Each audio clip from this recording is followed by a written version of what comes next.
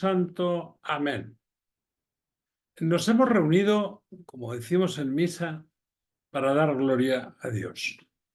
Hoy nos toca hablar tal vez la plegaria eucarística.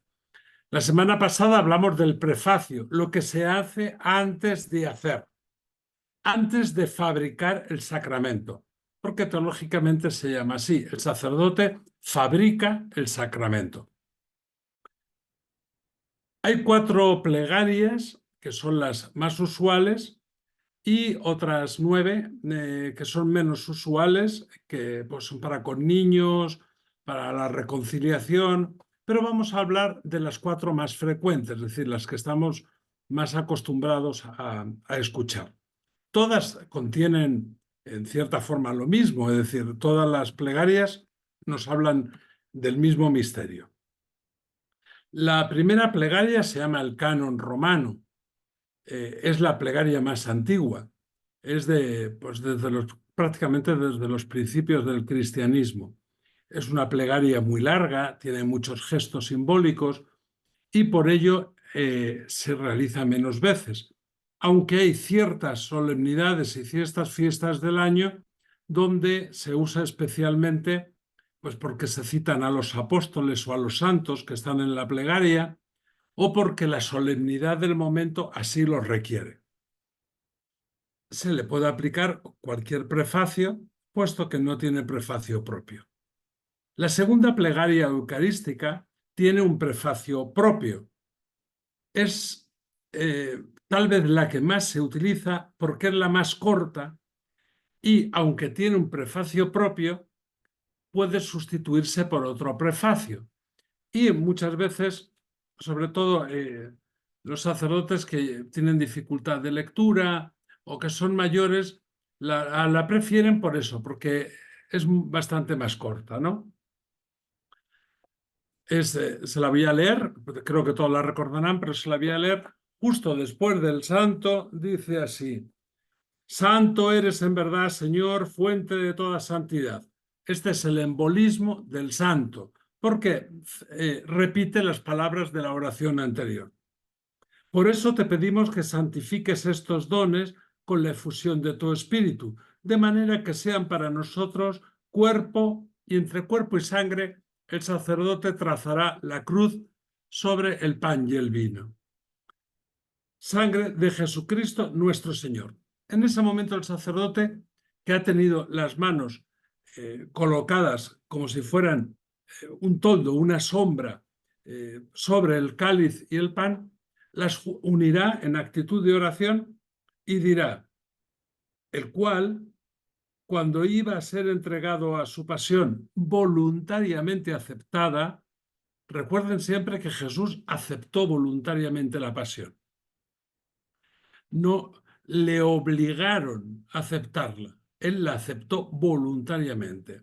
Ni siquiera el Padre le obligó, la aceptó voluntariamente. Y esto nos dice mucho de cómo nosotros deberíamos aceptar nuestras pasiones, nuestros sufrimientos, nuestras vidas. Tomó pan, dándote gracias, lo partió y lo dio a sus discípulos, diciendo. En este momento el sacerdote se inclina un poco, porque deja de hablar en nombre propio, deja de hacer el relato para repetir textualmente las palabras de Jesús. En ese momento, el sacerdote actúa en persona de Cristo, en persona Christi. En ese momento, el sacerdote es Cristo. Tomad, tomen y coman, o tomad y comed, depende de dónde estemos, todos de él, porque esto, porque es pan, es un objeto, no es una persona, esto es mi cuerpo, que será entregado por vosotros. Muestra el pan consagrado al pueblo, lo deposita sobre la patena y lo adora haciendo una genuflexión. Después de esto prosigue.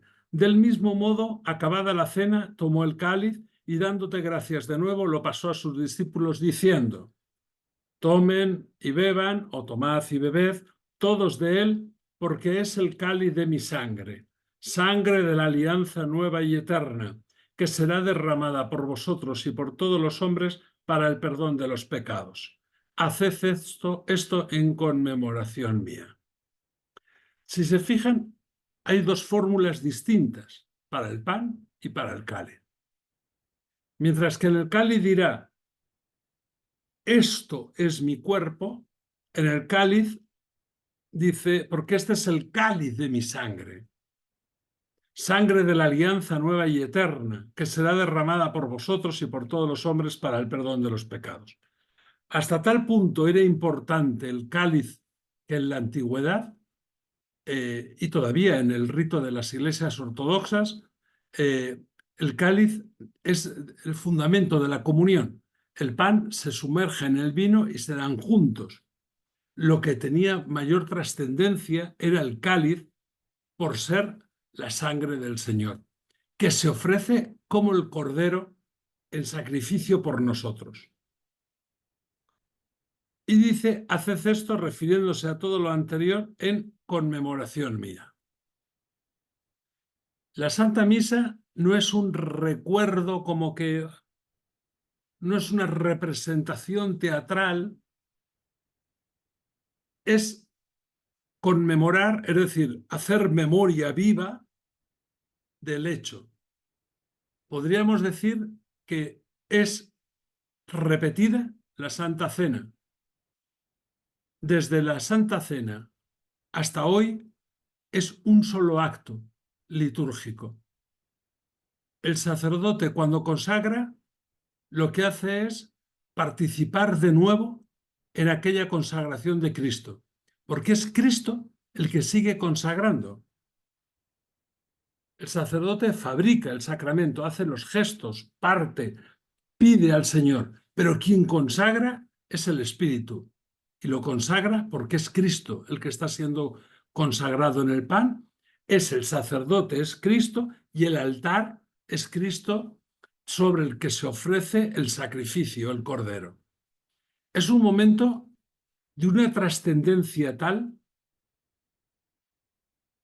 que deberíamos meditar muy a menudo en él. Yo no estoy en contra de meditaciones a veces muy bien intencionadas y llenas de simbolismo y llenas de metáforas y con vidas de santos y con palabras de santos, pero el hecho de la plegaria eucarística, en el momento en que nosotros los hombres participamos abierta y directamente en que Cristo actúe delante de nosotros para después actuar dentro de nosotros, creo que deberíamos dedicarle mucho tiempo a meditar esto.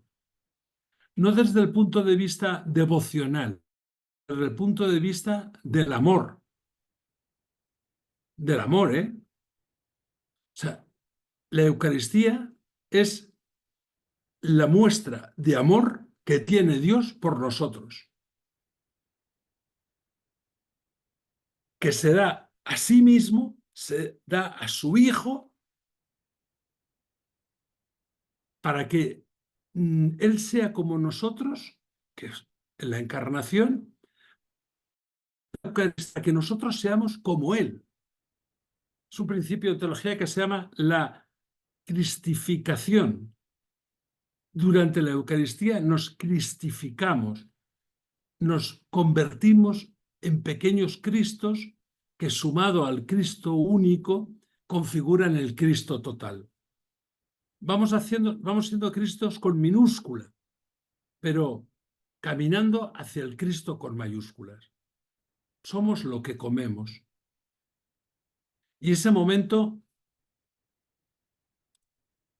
deberíamos salir trastornados casi de presenciarlo, porque el único milagro que pueden ustedes tener la total y absoluta certeza de que es verdad, que la Iglesia no lo tiene que autorizar, que no lo tiene que revisar ninguna sagrada congregación, que no tienen que aportar pruebas, que no tiene... El único milagro absoluto del que podemos tener certeza es la consagración, es la transustanciación, es que Dios se hace pan para que yo me lo coma.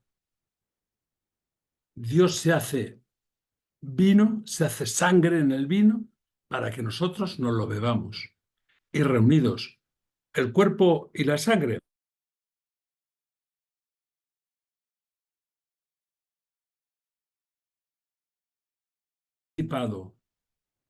de Cristo en su total humanidad, en su total divinidad, como decían aquellas fórmulas antiguas, con todo su cuerpo, con todo su espíritu, con toda su alma. Miren, ese es el milagro de los milagros. Y el único milagro que a un católico le debería de verdad importar para dedicarle el tiempo. Yo, si mañana me entero que alguno de ustedes vuela, mientras ora, me alegraré muchísimo por él. Si alguno de ustedes me cuenta que tenía un palo de escoba en su casa y que le han salido flores, me alegro mucho por él. Si alguno de ustedes me cuenta que no podía dormir de insomnio y que de repente duerme como si fuera un niño de pecho, me alegraría mucho por él, de verdad, de corazón. Pero eso no va a cambiar su vida. El único milagro que nos cambia la vida es la transubstanciación, que nos hace participar del cuerpo y sangre de Cristo. Los demás pueden ser para ayudarnos a creer, que yo no pongo en duda. También es cierto, y se lo digo con toda franqueza, que no los necesito. Porque si le presto un poco de atención a la Eucaristía, los demás milagros son de segunda categoría o de tercera o de cuarta. Es mucho más fácil que a este bolígrafo, a este lapicero, le salgan ramas y flores, a que Dios se haga cosa, no ya persona, cosa, para que yo me lo coma. A eso le puedo dedicar mi vida entera. A que al lapicero, al bolígrafo, le salgan hojas y flores, pues le puedo dedicar un ratito, pero no va a cambiar mi vida.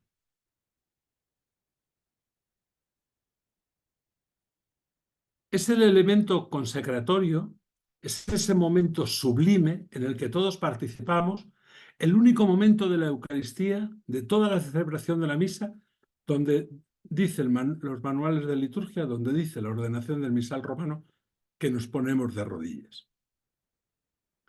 Nos ponemos de rodillas porque caemos en éxtasis, en un temblor, en una emoción por presenciar el hecho sobrenatural por encima de todos los hechos sobrenaturales, por asistir al momento de la encarnación. En ese momento Dios se hace carne, se hace pan por nosotros. El pan es el cuerpo de Cristo. En ese momento todo trasciende, el cielo y la tierra se unen físicamente, porque Dios se ha hecho presente físicamente delante de nosotros. A Dios lo tenemos siempre espiritualmente, lo podemos tener siempre con nuestra fe a nuestro alrededor, pero en ese momento está físicamente delante de nosotros.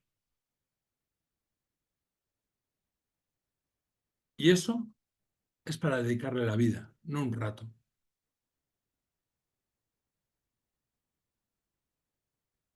Una vez que el sacerdote ha mostrado el cáliz y hace una genuflexión, ha finalizado la consagración.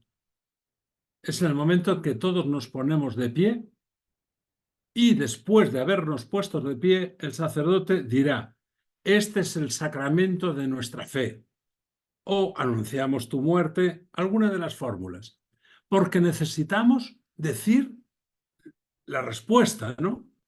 Cuando decimos que de verdad nuestra respuesta es la confirmación de que lo que allí ha sucedido no es extraño a mí, yo soy partícipe. El sacerdote ha permanecido inclinado durante la consagración porque está en el momento en que Dios se hace presente y ni siquiera él está exento de mostrar la adoración y el respeto. que añadirá con la genuflexión. Ni siquiera el Papa puede prescindir de ese gesto. Bueno, él ahora sí por la edad, a veces no puede, ¿no? Pero en la liturgia es ese gesto supremo, porque toda criatura se inclina ante el Creador y al contemplarlo lo adora. Y es muy importante que durante la consagración miremos mientras el sacerdote consagra. Muchas personas que entienden como un gesto piadoso bajar la vista al suelo, pero es que mire, Dios se hace pan y después el sacerdote lo enseña para que yo lo vea, para que ustedes lo vean. Y si no miramos, pues es como si nos encontráramos por la calle y yo les saludo a ustedes mirando al suelo, o están hablando conmigo y yo miro para los lados. Sería un poco raro, ¿verdad? Para eso ya está la inclinación, si quieren, después, que no la marca la liturgia, pero se puede hacer, ya estamos arrodillados para adorar, pero mirando para verlo. Cuando el sacerdote ostende, cuando muestra la hostia, cuando muestra el cáliz, es para que yo lo mire, para que tenga la certeza de que eso ha sucedido delante de mí. No es algo que ha sucedido ahí entre el sacerdote y Dios. La costumbre de tocar la campanilla, de la que se puede prescindir perfectamente, era para aquellos que estuvieran distraídos en ese momento con el toque de campana, que levantaran la vista y se asombraran de lo que sucede. Hay que pensar cuando esas iglesias oscuras, de cuando no había electricidad, las misas por el ayuno eucarístico se celebraban de madrugada, a primera hora de la mañana, la gente estaba con hambre, con sueño, con cansancio y las iglesias a oscuras. Entonces la campanilla anunciaba que se iba a alzar, que se iba a mostrar el Señor. Primero había anunciado la epíclesis y después que se iba a alzar. Como además el sacerdote estaba mirando para el altar, mirando para igual que todos los fieles, tenía que alzar por encima de su cabeza para que desde atrás se viera. Hoy no hace falta alzar tanto porque solo tiene que mostrarlo. No importa que lo alce del todo, pero no hace falta. Dice el texto que solo lo muestra. Con que se vea bien es suficiente. Igual para el cáliz. Después de esos dos gestos, de haberlo mostrado, el sacerdote también se hinca de rodillas, hace una genuflexión adorándolo.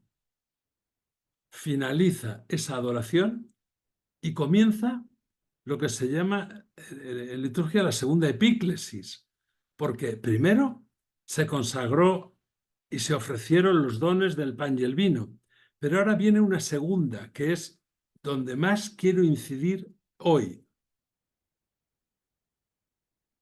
Así pues, Padre, continúa la plegaria, ahora el memorial de la muerte y resurrección de tu Hijo, te ofrecemos el pan de vida y el cáliz de salvación.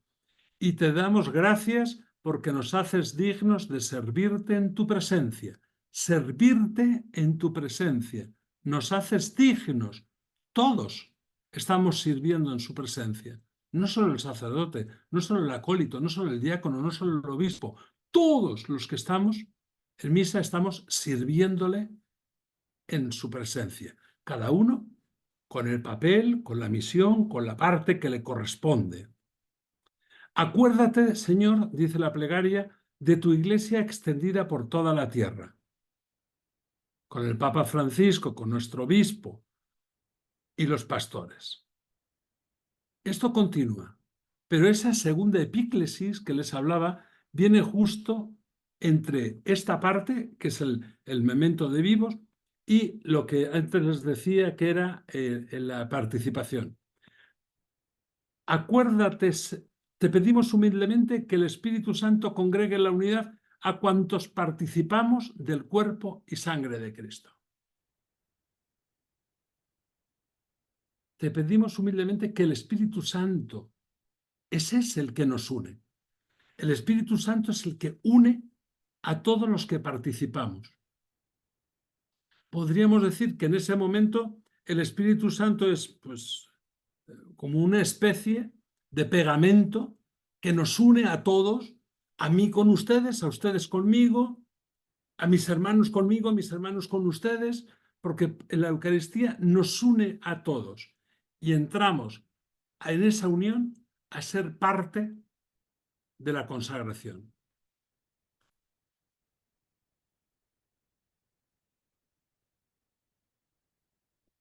Les voy a leer parte de la tercera plegaria. Dice, que Él nos transforme en ofrenda permanente. Nosotros somos una ofrenda permanente a Dios, somos como una Eucaristía permanente a Dios, una ofrenda permanente. Esa oración, que es de la tercera plegaria, tiene el significado justo en el párrafo anterior al que les he leído, en el que dice, dirige tu mirada sobre la ofrenda de tu iglesia y reconoce en ella la víctima por cuya inmolación quisiste devolvernos tu amistad. Los allí reunidos somos los que ofrecemos esa ofrenda viva que somos nosotros. Nos unimos a Cristo y nos ofrecemos con Cristo como ofrenda viva por cuya inmolación quisiste devolvernos tu amistad. Es el acto de la amistad, del amor con Dios. Vamos a ir a la plegaria cuarta. Les doy unas pinceladas de cada una para que vean la riqueza que están en esas plegarias. La cuarta dice, por eso, Padre, al celebrar ahora el memorial de nuestra redención, en misa no solo recordamos la muerte y resurrección de Jesús, también de nuestra redención. Recordamos la muerte de Cristo y su descenso al lugar de los muertos. Qué curioso. Igual que nosotros, Cristo descendió al lugar de los muertos. Y proclamamos su resurrección y ascensión a tu derecha. Y mientras esperamos su venida gloriosa, te ofrecemos su cuerpo y su sangre. Plural. Nosotros también estamos ofreciendo la Eucaristía, no solo el sacerdote. Sacrificio agradable a ti y salvación para todo el mundo. Dirige tu mirada sobre esta víctima que tú mismo has preparado a tu iglesia y concede a cuantos compartimos este pan y este cáliz que, congregados en un solo cuerpo por el Espíritu Santo, seamos en Cristo víctima viva para la alabanza de tu gloria. Este pobre fraile, yo no hablo de ustedes porque eso es una decisión de ustedes, pero este pobre fraile tiene la certeza absoluta que en cada misa es ofrecido a Dios en sacrificio vivo y agradable junto a la hostia para configurarme en sacrificio de Cristo y que me congrego en un solo cuerpo, el de la Iglesia, que es el cuerpo de Cristo. En cualquier lugar, entre otros, en la documentación que les hemos compartido, están estas plegarias. Les sugiero que las relean, pero las relean como hacen los niños en clase, subrayando los párrafos, porque en brevísimas palabras, en apenas unas palabras, se resume todo el misterio de la fe. Yo no me puedo considerar indigno cuando estoy unido en la Eucaristía a Cristo. En todo caso, puedo ser indigno cuando no me uno en la Eucaristía a Cristo. Pero a pesar de todos mis defectos, de mis dificultades, a pesar de todos mis pecados, en cada celebración eucarística, en cada misa que participo, por un misterio de la fe, el Espíritu Santo me pega a Cristo y les pega a todos ustedes a Cristo, va dando capas de pegamento y nos va pegando y nos va pegando y nos va pegando para hacer un solo cuerpo. Una sola víctima que es ofrecida a Dios por el Hijo y por amor. Tal vez les costará al principio aceptarlo, porque cuesta. acostumbrados como estamos, pues a veces a no darnos el valor adecuado, a dar valor en nuestras vidas a lo que carece de valor real y auténtico, a pensar que los santos son los otros y que yo no soy nadie, a pesar de que creo que Dios solo ama a los buenos y a mí como no me veo tan bueno, a mí no me puede amar. Están ustedes equivocados, profundamente equivocados, porque eso es pensamiento humano. Al repasar estas plegarias, que son una lección de teología, descubro que a pesar de todo mi barro, a pesar de todos mis defectos, por amor, porque la Eucaristía es el sacrificio del amor, es por amor de Dios a nosotros y nuestra participación de nuestro amor a Dios. En ese momento, este pobre fraile, cada uno de ustedes, póngase ahí si quiere o no, eso ya lo deciden ustedes, pero en mi caso, este pobre fraile se une a Cristo en la hostia, en la Eucaristía, y es ofrecido a Dios en sacrificio vivo, porque Cristo y yo los dos estamos vivos. Cristo vive en mí y yo vivo en Cristo. Esto es el extracto que contienen las plegarias eucarísticas. Y aquí no vale decir, es que mi párroco las dice rápido y no se entiende. La tienen ustedes ahí para leer. Es que estoy tan entusiasmado en lo que sucede que no les presto atención. No. Olvídense de todas esas excusas. A partir de hoy, oigan la plegaria para que se identifiquen en ella y sientan cómo su vida cambia.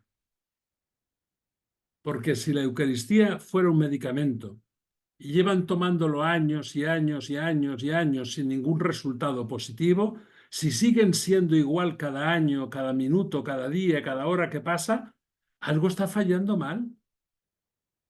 Algo está fallando. O ese medicamento no sirve o yo no lo estoy tomando adecuadamente. El medicamento, claro que sirve. Somos nosotros los que no lo tomamos adecuadamente. Por nuestra pasividad, por nuestra indiferencia, por no participar, por asistir como si estuviéramos viendo una obra de teatro, por sentir que estamos allí, pero que tampoco estamos del todo. Hay que aprender a vivir la Eucaristía metidos con los sentidos, con la mente y con el corazón. Hay que aprender a oír, a ver, a oler, a gustar. Hay que aprender a percibir por los sentidos la presencia de Cristo en las especies eucarísticas y en los que estamos presentes en la celebración. Y eso pasándolo por el cerebro, llevarlo al corazón. Y si lo hacemos, les aseguro que la vida cambia. La Eucaristía es medicina para los enfermos y nada para los sanos. El que está sano se pierde su efecto, porque la fe y la Eucaristía es para los enfermos. Yo, gracias a Dios, estoy enfermo en el corazón y en la mente. Poco a poco voy sanando, pero siempre tengo algo por lo que necesito al médico con mayúsculas y la medicina que él me da. Y eso va haciendo que mi vida sea cada día poco mejor. Tener un enfado menos, un malestar menos, un mal momento menos. Con eso es suficiente. Es una cura larga que dura toda la vida, pero no se puede permanecer igual o incluso ir hacia atrás. La medicina funciona, somos nosotros que nos la tomamos mal. Que Dios les bendiga, que les guarde y que les ayude a participar de cuerpo y alma en la Eucaristía. Que aprendan a cristificarse y a sentirse concelebrantes, participantes, a sentirse en su sacerdocio bautismal miembros de ese cuerpo místico de Cristo que se ofrece al Padre en cada Eucaristía. Pasamos al